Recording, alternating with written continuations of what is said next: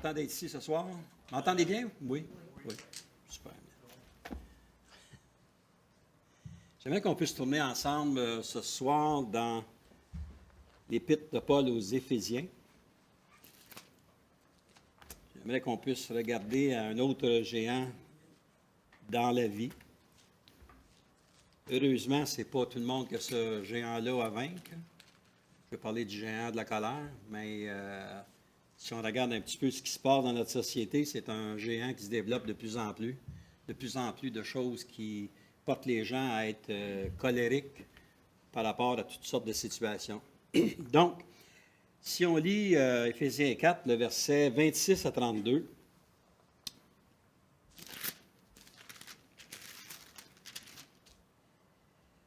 Paul nous dit, « Si vous vous mettez en colère, ne péchez point. Que le soleil ne se couche pas sur votre colère et ne donnez pas accès au diable. Que celui qui dérobait ne dérobe plus, mais plutôt qu'il travaille, en faisant de ses mains ce qui est bien pour avoir de quoi donner à celui qui est dans le besoin. Qu'il ne sorte de votre bouche aucune parole mauvaise, mais s'il y a lieu, quelques bonnes paroles qui servent à l'édification et communiquent une grâce à ceux qui l'entendent. N'attristez pas le Saint-Esprit de Dieu, par lequel vous avez été scellés pour le jour de la rédemption, que toute amertume, toute animosité, toute colère, toute clameur, toute calomnie et toute espérance de méchanceté disparaissent du milieu de vous. Soyez bons les uns envers les autres, compatissants, vous pardonnant réciproquement, comme Dieu vous a pardonné en Christ. » Donc, on peut voir que Paul, ici, je ne sais pas si lorsqu'il s'adressait aux Éphésiens, c'était quelque chose qui était directement à eux autres, mais de toute façon, je pense que ça s'adresse à beaucoup de gens sur cette planète. Humblement, je dois vous dire que c'est un géant que j'ai eu à faire longtemps, personnellement. La colère, j'étais quelqu'un qui était colérique. Et puis, ça aurait pu me faire des choses qui étaient graves dans ma vie. Mais avec la connaissance du Seigneur, avec les changements, la façon que le Seigneur a travaillé dans mon cœur, et puis je dois vous avouer aujourd'hui que même plusieurs années après avoir connu le Seigneur, c'est toujours un géant qui est présent dans ma vie. C'est un géant qui peut s'éloigner, mais un caractère, c'est un caractère, mais je pense qu'il faut apprendre à maîtriser son caractère, puis de se laisser rentrer de la bonté de Dieu, un peu comme Paul nous dit. La Bible nous parle de deux sortes de colère. Celle qui devient un péché et l'autre qui ne l'est pas. Donc, au verset 26, on voit ici que Paul dit, « Si vous vous mettez en colère, ne péchez point. » Donc, vous voyez qu'il y a des certaines situations que je vais expliquer un petit peu ce soir, comment une colère ou une sainte colère, comme il y en a qui aiment le dire, peut être bénéfique et comment une mauvaise colère peut être terrible pour celui qui se laisse embarquer dans cette direction-là. Il reste à savoir laquelle est laquelle. Donc, avant de regarder à ces deux possibilités, je lisais sur un commentaire, pas un commentaire, mais une histoire il y a plusieurs années. C'était un jeune pianiste. Ce pianiste-là, il était au conservatoire, puis c'était connu comme une vedette montante, grandissante. Et c'est quelqu'un qui jouait du piano. Je ne sais pas si vous avez déjà vu des pianistes qui jouent comme ça, mais lui, c'était quelqu'un qui était assez agressif sur son piano. Et puis, lorsqu'il finissait pas sa maîtrise, là, mais son récital, c'est ça. Il y avait un récital final à faire. Donc, il avait décidé de faire une pièce de Beethoven. Et la pièce s'intitulait « La colère bleue ». Donc, il embarque sur son piano, puis il s'installe. Et puis, je ne sais pas si vous avez déjà vu ça au conservatoire, mais les gens qui sont là pour juger de ce que tu fais, ils ne te voient pas. Tu as toujours un genre d'écran devant toi. Tu es tout seul dans ta personne pour ne pas être influencé. Puis, ce pianiste-là s'installe, s'assied sur son piano, puis commence à jouer, puis commence à être bien agressif là-dessus. Puis, il s'en allait, ça marchait son affaire. Et puis, un bon coup, il s'est aperçu que son siège était mal ajusté. Et puis, plus que ça, le siège, il n'était pas à sa hauteur, puis il n'était pas nécessairement fixé au plancher. Fait que là, quand il commençait à jouer ses notes, puis il a commencé à frapper le banc a commencé à reculer, puis lui a commencé à avancer, puis ses mains étaient rendues là. Puis c'est à une shot, il ne pouvait pas se reprendre avec ce filet qui gale. Puis là, il s'est essayé de s'approcher, prendre le banc comme ça avec sa jambe, puis ça a continué à avancer avant de frapper ses pédales, puis tout. Finalement, il a fait un fou de lui, il n'a jamais été capable de finaliser, puis il a donné un coup sur le piano, comme ça, puis il est sorti. Fait que les gens qui étaient là, ils se demandaient, il dit, as-tu fini la pièce? Non. Il est rentré des coulisses, il a pris le banc, puis il a lancé ça dans le piano à queue, de même que ça a été fini, puis il a sorti, puis ça a été fini. Son récital a terminé là-bas. Je ne sais pas si l'histoire est vraie ou non, mais je trouve ça, à un moment donné, la colère, ce que ça l'amène, c'est ça. On fait des méchantes affaires des fois, là, tu te demandes, mais qu'est-ce qui m'a pris de faire telle et telle chose? Puis ce jeune pianiste-là, mais c'est ce qu'il a fait. Différentes situations concernant la colère. Je vais vous donner des situations avec nos patriarches. Et une des premières choses qu'on voit, c'est Moïse. Si vous regardez en Moïse ou l'Exode 32, vous avez vu que Moïse, ici, c'était quelqu'un qui pouvait être colérique. Et si on lit le verset 1 à 20, Genèse 32, le verset 1 à 20, ça peut être assez long à vivre. Écoutez, on va commencer peut-être à partir du verset 9. Donc, on va en aller dans le bon texte, hein? L'Exode 32.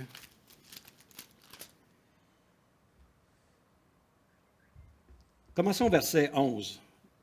Exode 32, le verset 11. Moïse implora l'Éternel, son Dieu, et dit, « Pourquoi, ô Éternel, ta colère s'enflammerait-elle contre ton peuple, que tu as fait sortir du pays d'Égypte par une grande puissance et par une main forte? Pourquoi les Égyptiens diraient-ils, c'est pour le malheur qui les a fait sortir, c'est pour les tuer dans les montagnes ou pour les exterminer du dessus de la terre? Reviens de l'ardeur de ta colère et repens-toi du mal que tu veux faire à ton peuple. Souviens-toi d'Abraham, Isaac, Israël, tes serviteurs, auxquels tu as dit en jurant par toi-même, je multiplierai votre postérité, comme les étoiles du ciel. Je donnerai à vos descendants tout ce pays dont j'ai parlé, et ils le posséderont à jamais. Et l'Éternel se repentit du mal qu'il avait déclaré vouloir faire à son peuple. Moïse retourna et descendit de la montagne. Les 2 tables du témoignage dans sa main, les tables étaient écrites de l'un et de l'autre côté. Les tables étaient l'ouvrage de Dieu et l'écriture était l'écriture de Dieu gravée sur les tables. Josué entendit la voix du peuple qui poussait des cris. Il dit à Moïse, « Il y a un cri de guerre dans le camp. » Moïse répondit, « Ce n'est ni un cri de vainqueur, ni un cri de vaincu. Ce que j'entends, c'est la voix de gens qui chantent. » Et comme il approchait du camp, il vit le veau et les danses. La colère de Moïse s'enflamma. Il jeta de ses mains les tables, il les brisa au pied de la montagne. Il prit le veau qu'il avait fait et le brûla au feu. Il le réduisit en poudre, répandit cette poudre sur la surface de l'eau. Il fit boire les enfants d'Israël. Donc, ici, c'est la première situation. Moïse était furieux de voir l'agissement du peuple de Dieu. Il descend avec les tables, la loi de Dieu qui avait été écrite par la main de Dieu. Il descend, puis lui, il pense que les gens sont là en attendant de voir ce qui s'est passé lorsque Moïse était dans la nuit avec le Seigneur. Moïse n'a pas seulement brisé les tables de la loi, mais il s'en est pris aussi au veau d'or. Nous voyons aussi que son élan de colère, ce n'était pas par rapport à lui qui était furieux. Il était furieux de voir comment les gens pouvaient réagir face à Dieu, de ne pas être capable de s'abstenir des idoles et d'attendre la parole de Dieu. Vous savez, souvent dans la chrétienté, on est vu, souvent, je ne veux pas faire insulter personne, mais souvent les chrétiens sont perçus comme des tapis de pote ou des gens que tu peux leur faire n'importe quoi puis ils ne bougent pas. Vous savez, avoir du caractère comme enfant de Dieu, c'est très important. Pour être capable je ne veux pas dire d'être colérique, mais dans le sens d'être capable de tenir debout, non. Moi, je crois à mon Seigneur, je crois à mon Jésus. On parle à notre sœur Aline qui a donné sa vie dimanche passé à l'Église et comment elle a été persécutée le même soir. Ce qu'elle a fait, c'est qu'elle a pris son emprise et elle a dit non, moi je crois en Dieu. Il faut avoir du caractère par rapport aux choses de Dieu. Faut pas, souvent on entend dire les gens, ouais, mais tu sais, peut-être, on tend à embarquer dans des choses qui ne sont pas nécessairement demandées par Dieu. Mais la colère que Dieu tolère, qui n'est pas un péché, c'est pas de choquer pour de tout casser dans la place, mais d'être ferme par rapport à ce que le Seigneur nous demande de faire, et surtout à ce que l'on croit. Après plusieurs années, ici, comme on dit, il y a plusieurs personnes, ça fait plusieurs années, bien, je pense qu'on s'est affermé dans notre chrétienté, dans notre démarche avec Dieu, puis ça va prendre tout un orage pour être capable de nous faire changer d'idée par rapport à Dieu. Mais entre vous et moi, il n'y a pas eu des tentations qu'on a eues à un moment donné, peut-être de laisser passer certaines choses, où notre foi n'est pas nécessairement affermée, ou de se laisser embarquer par des situations qui ne sont pas de Dieu. On embarque la colère là-dedans. Mais le Seigneur, ce qu'il veut, c'est que l'on puisse prendre, pas possession, mais de réagir par rapport aux choses qui l'attaquent, lui. Et l'enfant de Dieu, dans les derniers temps, on se doit davantage de dire non. Moi, ma maison serviront l'Éternel. Moi, je vais continuer à marcher avec le Seigneur. Tu peux m'insulter, on n'est pas obligé d'embarquer là-dedans, mais on n'est pas obligé d'accepter des choses. Comme si on voit ici dans notre sanctuaire, moi en tant que pasteur, on est plusieurs pasteurs ici, si quelqu'un rentrait ici avec un idole ou peu que ça importe, je pense qu'il y aurait assez de caractère dans l'Église ici pour dire, regarde tes idoles, on n'a pas de besoin ici. Nous, on croit au Seigneur Jésus. On croit à ce que Dieu nous a donné. Donc, Moïse, c'était la première chose. Donc, on vit que frapper il y a eu une colère. Mais si on regarde dans une autre situation, c'est dans l'Exode 19, encore une fois, une situation différente.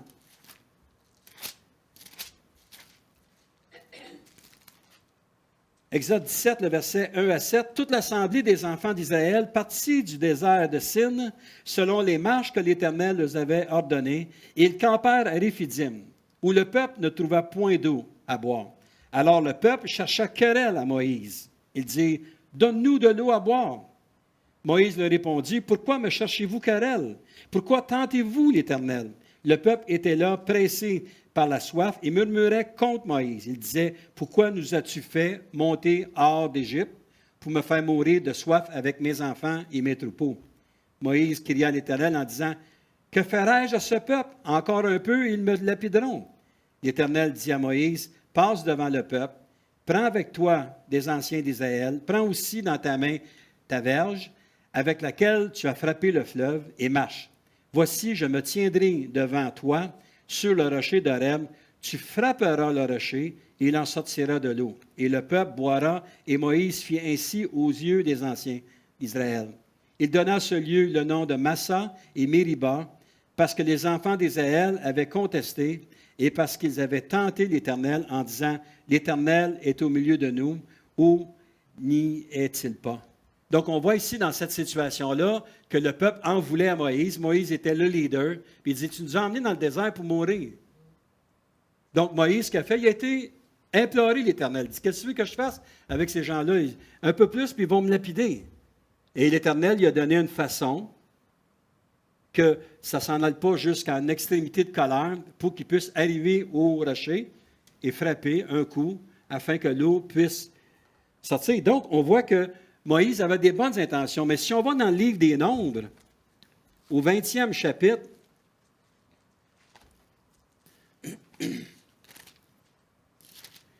Nombre 20, le verset 1 à 13, on va voir une autre situation. Toute l'assemblée des enfants d'Israël arriva dans le désert de Tsin le premier mois, et le peuple s'arrêta à Kadès. C'est là que mourut Marie et qu'elle fut enterrée. Il n'y avait point d'eau pour l'assemblée, et l'on se souleva contre Moïse et Aaron. Le peuple chercha querelle à Moïse. Il dit, « Que n'avons-nous pas expiré quand nos frères expirèrent devant l'Éternel? Pourquoi avez-vous fait venir l'assemblée de l'Éternel dans ce désert, encore une fois, pour que nous y mourions, nous et notre bétail? Pourquoi nous avez-vous fait monter hors d'Égypte pour nous amener dans ce méchant lieu? Ce n'est pas un lieu où l'on puisse semer. Il n'y a ni figuier, ni vigne, ni grenadier, ni de l'eau à boire. » Au verset 6, Moïse et Aaron s'éloignèrent de l'assemblée pour aller à l'entrée de la tente d'assignation. Ils tombèrent sur leur visage et la gloire de l'Éternel leur apparut. L'Éternel parla à Moïse. Il dit, « Prends la verge et convoque l'assemblée, toi et ton frère Aaron, vous parlerez en leur présence au rocher. Il donnera ses eaux, tu feras sortir pour eux de l'eau du rocher, et tu abreuveras l'assemblée de leur bétail. Moïse prit la verge qui était devant l'Éternel, comme l'Éternel le lui avait donné. Moïse et Aaron convoquèrent l'assemblée en face du rocher, et Moïse leur dit, « Écoutez donc, rebelles, est-ce de ce rocher que nous vous ferons sortir de l'eau? » Puis Moïse leva la main et frappa 2 fois le rocher avec la verge. Il sortit de l'eau en abondance, l'assemblée but et le bétail aussi. Alors l'Éternel dit à Moïse et à Aaron, « Parce que vous n'avez pas cru en moi pour me sanctifier aux yeux des enfants d'Israël, vous ne ferez point entrer cette assemblée dans le pays que je lui donne. » Ce sont les eaux de Mériba où les enfants d'Israël contestèrent avec l'Éternel qui fut sanctifié en eux. Encore le même leader, Moïse, qui arrive à Mériba, prend la verge, et ce qu'il a fait, il s'est choqué, il s'est mis en colère, il a commencé à frapper le rocher. Qu'est-ce que l'Éternel lui avait demandé? D'y parler. Des fois, lorsqu'on prend des choses personnelles, on embarque dans cette forme de colère-là où on va perdre la map complètement, puis on prend la cause personnelle. À même titre que la première fois, parce que c'est 2 choses différentes qui se sont passées ici, Dieu a parlé à Moïse d'une façon différente, simplement pour lui dire qu'il change sa méthodologie des fois de travailler l'Éternel. Il ne travaille pas toujours la même. Il y a des fois qu'on va être prompt à répondre, puis il y a des fois qu'on va être obligé d'utiliser la douceur. Et ce qu'il a dit, convoque, aie la verge à ta main comme ça, serre-toi-en pas, mais parle au rocher.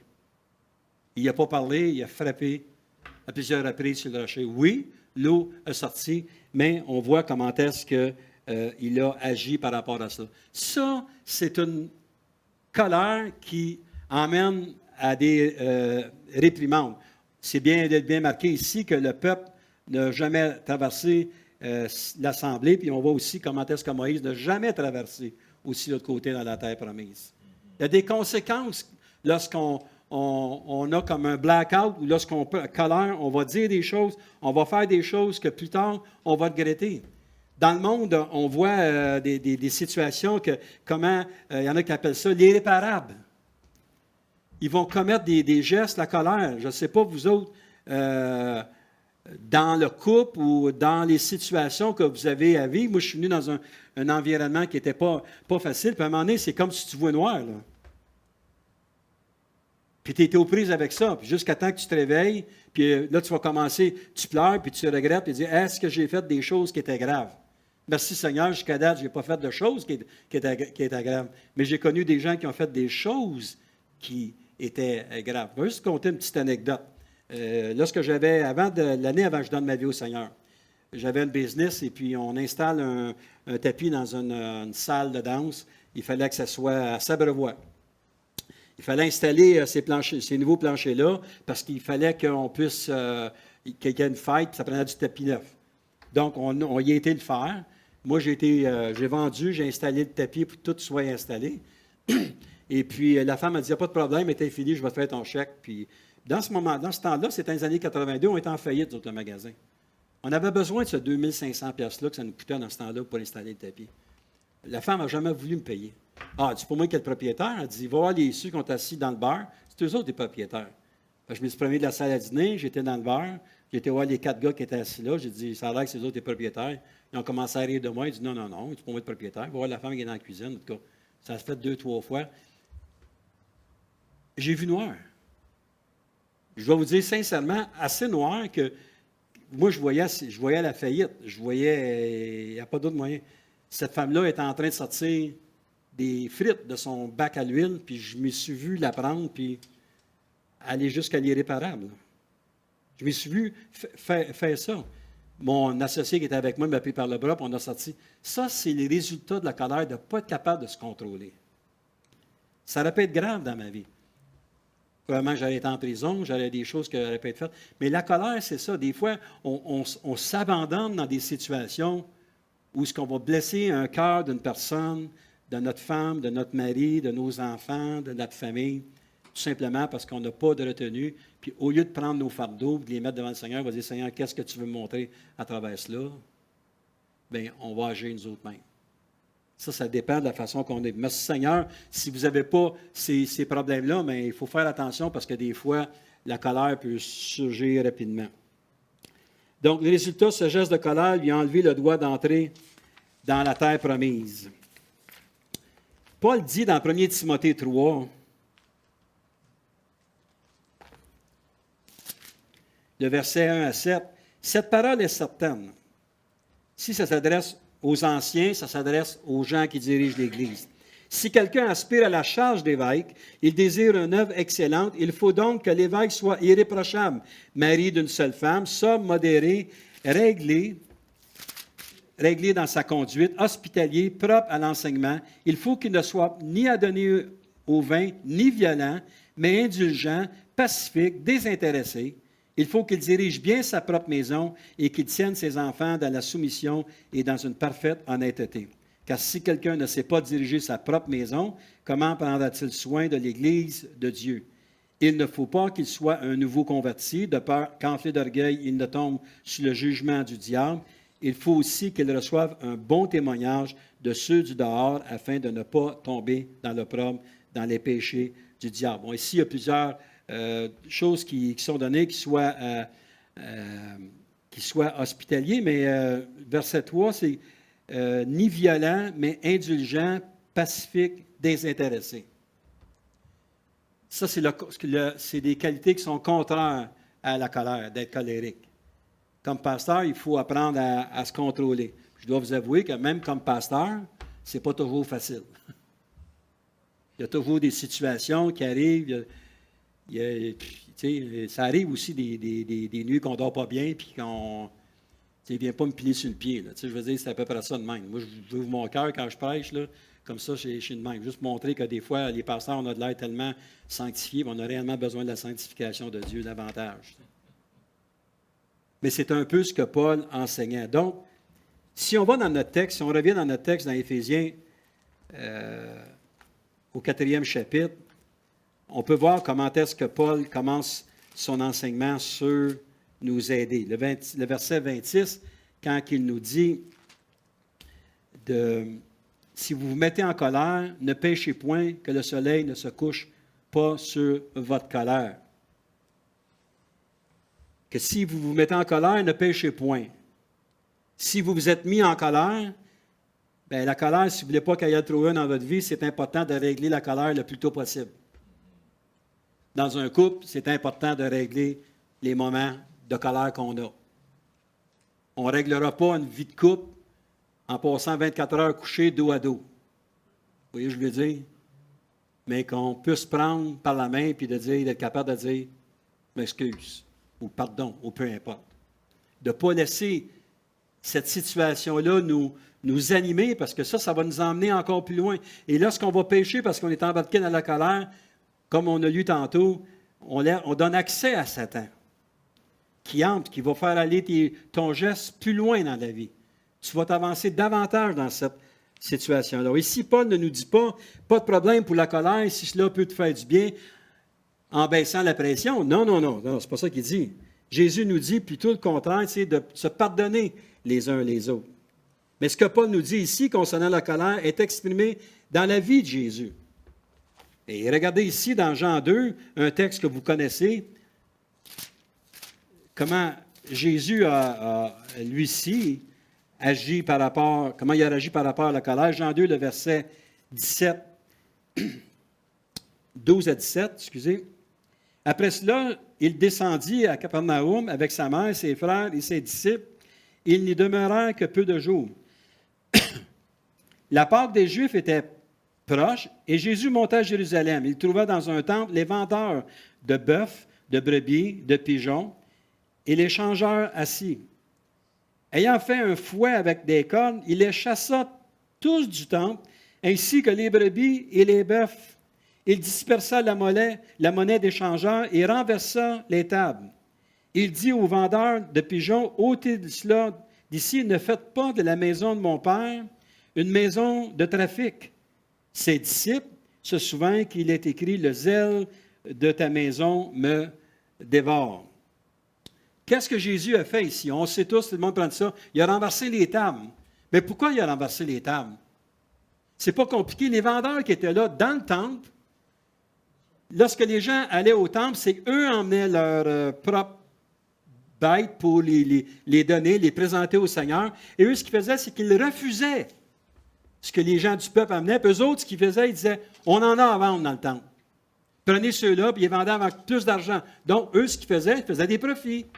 Fait que les gens du peuple qui prenaient de leur nécessaire, mettons que quelqu'un arrivait avec une chèvre ou peu importe, il disait, non, tiens ça à l'extérieur, c'est pas accepté. Si tu en veux une, celle-là, c'est faite pour le sacrifice du Seigneur. Prends celle-là, ça coûte tant, merci. Et c'est pour ça que Jésus s'est choqué. C'est que les gens qui étaient là, c'est qu'ils ont fait un temple de voleurs. Ils étaient dans la maison de Dieu, à essayer de faire des choses. C'est comme si quelqu'un vient ici un dimanche matin, puis installe sa table en arrière, puis commence à en vendre toutes sortes d'articles. On le laisse faire, ça n'a aucun rapport. Ça a l'air peut-être spirituel, mais on laisse les choses aller. Mais Jésus a refusé ça. Donc Jésus n'a pas fait une colère dans le sens de péché, parce que la parole nous dit que Jésus n'a jamais péché, mais il a été colérique par rapport aux gens qui agissaient, par rapport aux gens du pauvre peuple qui était là, qui emmenaient des offrandes volontaires pour donner à Dieu. Ça, c'est le genre de colère qui est permissif pour un enfant de Dieu. De ne pas tolérer que le sanctuaire de Dieu ou le nom de Dieu soit entaché par des mauvaises situations. Donc, comment faire pour se sortir de cette situation-là? Comment on peut le faire éloigner cette colère-là qui nous amène à pécher? Premièrement, on a même verset 26 dans Éphésiens 4. Éphésiens 4, le verset 26.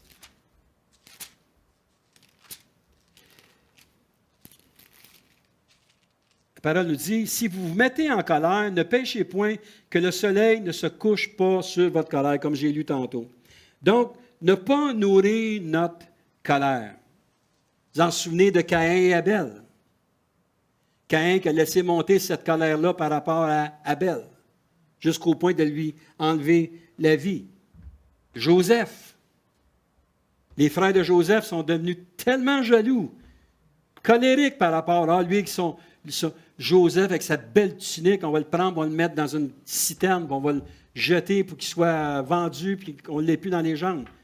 On a vu comment est-ce que Joseph, c'est l'exemple même dans l'Ancien Testament de Jésus, c'est que tout enduré pour, comme j'ai parlé dimanche, pour emmener son peuple à être sauvé à cause de la disette qu'il y avait dans le pays.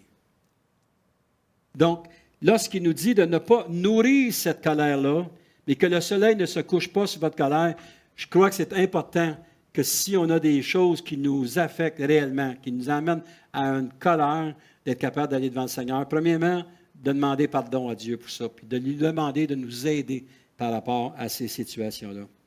Il faut trouver une façon de mettre un terme à notre colère, surtout si nous cherchons une façon de se venger. La colère, ça va bien plus loin que d'un geste prématuré comme ça. Quelqu'un qui est colérique, souvent, ça va trotter dans sa tête pour justement, qu'est-ce que je pourrais faire pour me venger de cette personne-là? Oh, je sais que telle situation qui s'en vient, je vais parler, je vais dire des choses. C'est qu'on mean business en français. C'est qu'on se prépare un plan pour justement blesser quelqu'un. Ça, c'est une colère qui amène au péché. Deuxième point, n'encouragez pas ou ne nourrissez pas votre colère. Un autre exemple dans l'Ancien Testament, Saül. Saül, qui reconnaissait le talent de David, il a nourri cette colère-là. Il l'a oublié, il s'est repenti, puis là, lui, ce qu'il voulait, c'était, la colère le portait à aller jusqu'au bout, c'est-à-dire d'évincer David. La seule chose qu'il avait à faire, c'était de s'asseoir avec David, tout simplement s'expliquer. En tout cas, moi, c'est ma façon de voir les choses, pour que cette situation-là puisse se résorber et qu'ensemble, qu'il puisse marcher. Parce que Saül savait que le prochain roi qui s'en venait, c'était David. Mais non, mais la colère a fait qu'il était jusqu'au bout pour justement vouloir l'évincer. Il faut cesser de dire aux autres comment nous sommes fâchés contre telle et telle personne. Il faut éliminer cette forme de promotion. Il ne faut pas commencer à avoir des meetings entre enfants de Dieu, de dire, ah, moi, j'aime pas une telle, j'aime pas un tel, il est ci, il est comme ça. On commence à alimenter cette situation-là dans notre vie, puis ce qu'on fait, c'est qu'on commence réellement à ne pas les aimer. On se bâtit une forme de colère en dedans de nous. On devient peu réceptif aux gens qui sont devant nous. Et je dois vous avouer que ce n'est pas facile. Que ce soit à l'Église, que ce soit à l'emploi. J'avais une rencontre aujourd'hui à Drummondville, et puis pour la business, puis il y a des choses que faut-tu faire attention à ce que tu vas dire pour un confrère qui a déjà travaillé pour nous autres, puis commencer de jeter ton fiel amer sur telle et telle personne, puis simplement laisser ça aux oubliettes, puis de dire, regarde, ça va.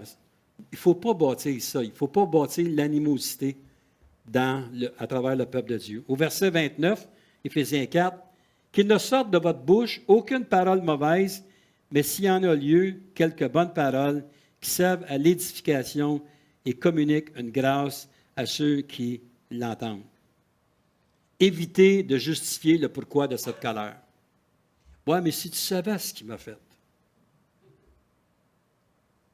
Tu veux-tu que je vais t'écrire tout ce qu'il m'a fait? On a tous vécu des situations dans la vie qu'à un moment donné, il y a quelqu'un qui nous coince à quelque part et qui nous fait mal. Humainement parlant, on a de l'air à la personne ou de l'outil de ses affaires puis il dit « ça ne m'a pas affecté ». Non, ça nous affecte. Il n'y a pas une personne que je connaisse qui n'est pas affectée par une situation, par une mauvaise parole, par une situation que les gens vont nous faire. On est humain. On a un cœur. Et souvent, j'ai regardé un reportage sur ceux qui sont accusés de meurtre, puis qui sont en prison à perpétuité, et qui se sont convertis en prison, et comment est-ce qu'ils pleurent leur cœur, cette place-là, qu'ils reconnaissent. Et puis, ils n'en veulent pas à la situation qu'ils sont passés dans leur vie, non. Ils n'essaient pas de justifier. Ils vont dire, j'ai fait une erreur, j'ai commis tel acte. Puis aujourd'hui, je me suis converti à Dieu. Ce n'est pas tout le monde qui fait ça là-bas en prison, là, mais il y en a quelques-uns qui en font.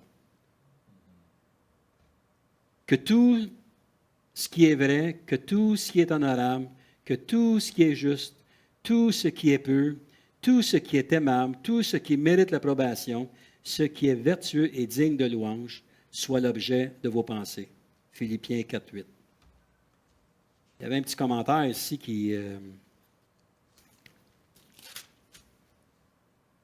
nous dit « Pour pouvoir expérimenter la paix de Dieu et être délivrés de toute angoisse, les croyants doivent fixer leurs pensées sur les choses qui sont vraies, droites, pures. Si vous pratiquez ces choses, dit Paul, le Dieu de paix sera avec vous. Lorsque les choses impies de ce monde se trouvent au cœur de nos pensées, c'est alors que la joie, l'intimité avec Dieu et sa paix disparaissent. Nos cœurs ne sont dès lors plus gardés. » De laisser évader nos cœurs dans des pensées qui ne sont pas comme on vient de lire dans Philippiens 4:8, c'est de s'éloigner de la protection de Dieu, de laisser nos cœurs s'en aller vers des choses qui ne sont pas de Dieu. C'est comme si on s'enlèverait de la garde de Dieu. Tu sais, quand la parole nous dit « personne ne va t'enlever de ma main », mais il n'y a rien qui dit que quelqu'un ne peut pas nous prendre. Tu sais, d'autres, on ne peut pas sortir de là. Et si on se laisse sortir de la présence de Dieu pour s'en aller dans une guerre qui est spirituelle, oui, mais qui est charnelle, et ça va être difficile pour chacun de nous d'avancer dans la vie. Éphésiens 4 et le verset 31. « Que toute amertume, toute animosité, toute colère, toute clameur, toute calomnie et toute espèce de méchanceté disparaissent du milieu de vous.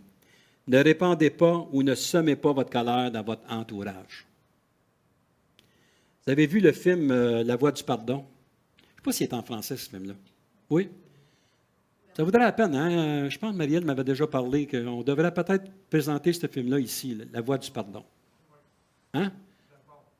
Une soirée, tu sais. Ça te montre comment un jeune homme qui a été bafoué, qui a été frappé par son père toute sa vie, qui s'est fait, il y avait des jouets qui s'est fait brûler. Et puis, à un moment donné, lorsqu'il reconnaissait que ce gars-là avait une voix, Bart, il avait une voix pour chanter.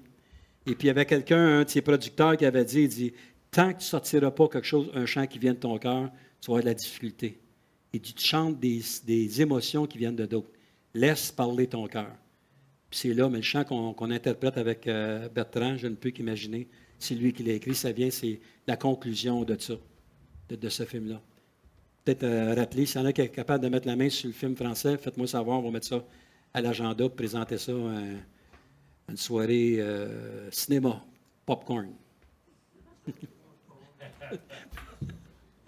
Mais juste pour vous donner que la voie du pardon, c'est que lui était capable de s'épanouir dans les voies du Seigneur. On voit que son ministère continue à grandir de plus en plus. Parce qu'il a sorti cette colère-là qui avait été placée là à cause peut-être que son père, ce qu'il faisait. Mais il s'est tenu captif dans cette colère-là jusqu'il a été libéré. Et des grandes choses sont passées dans sa vie. Au verset 30, Éphésiens 4, « N'attristez pas le Saint-Esprit de Dieu par lequel vous avez été scellés pour le jour de la rédemption. » Encore une fois, n'attristez pas le Saint-Esprit, c'est ce que ça veut dire. C'est que si on embarque dans des situations charnelles, on attriste automatiquement le Saint-Esprit. Pourquoi? Parce qu'on ne laisse pas le Saint-Esprit nous diriger, nous montrer, nous guider, nous aider à cheminer à travers cette situation-là. Comme quand j'ai dit dimanche, peut-être que cette situation-là a été permise par Dieu pour justement nous emmener à aider à comprendre certaines choses. Vous savez, si vous voulez apprendre, là, ça prend des expériences. On ne vient pas au monde connaissant. Des fois, on pense qu'on est connaissant. Mais je pense que lorsqu'on meurt, on est plus connaissant qu'on était quand on est venu au monde. Mais les expériences de la vie vont nous aider à vivre certaines situations. Et en terminant, le verset 32, qui nous dit « Soyez bons les uns envers les autres, compatissants, vous pardonnant réciproquement, comme Dieu vous a pardonné en Christ. » Donc ici, ça nous dit « Changez votre colère en pardonnant. » C'est la seule façon de s'en sortir. Ne pas oublier la vocation de Dieu, hein? Les enfants de Dieu. Si on regarde dans Matthieu 5 et le verset 38 et 39. Matthieu 5, 38, 39. Vous avez appris qu'il a été dit œil pour œil et dent pour dent. Mais moi, je vous dis de ne pas résister aux méchants. Si quelqu'un te frappe sur la joue droite, présente-lui aussi l'autre. Pas évident. C'était pas mon style. Mais aujourd'hui, j'ai appris avec le temps que peu importe ce que les gens peuvent dire, ce que les gens peuvent penser, c'est de tout simplement présenter l'autre joue, c'est de tout simplement dire, regarde, Seigneur, organise-toi avec cette situation-là, parce que je n'ai pas contrôle sur cette situation-là. Souvent, la personne qui nous fait ça, c'est souvent cette personne-là qui est la plus malheureuse, qui est aux prises, justement, avec l'amertume dans son cœur. Fuyez les occasions de colère, et je vais terminer avec ce passage-là. Romains 12, texte que vous connaissez, le verset 20-21, qui nous dit « Mais si ton ennemi a faim, donne-lui à manger. S'il a soif, donne-lui à boire. Car en agissant ainsi, ce sont des charbons ardents que tu amasseras sur sa tête. Ne te laisse pas vaincre par le mal, mais surmonte le mal par le bien. » Amen. Prions Seigneur. Seigneur, merci encore une fois pour ta parole. Et Seigneur, je te prie que tu puisses nous aider souvent avec notre caractère qui est porté à s'enflammer ou à se décourager. Seigneur, aide-nous à ce que l'on puisse changer cette attitude-là, ces mauvaises habitudes-là, en louange, Seigneur, en te louant, en t'adorant et en regardant de la façon que toi, tu vas agir, de la façon que toi, tu vas nous sortir de cette impasse-là, Seigneur, afin que nous puissions voir ta gloire, Seigneur. Merci encore une fois, Seigneur, pour les frères et les sœurs. Merci, Seigneur, pour ta parole. Et surtout, merci, Seigneur, pour ton exemple.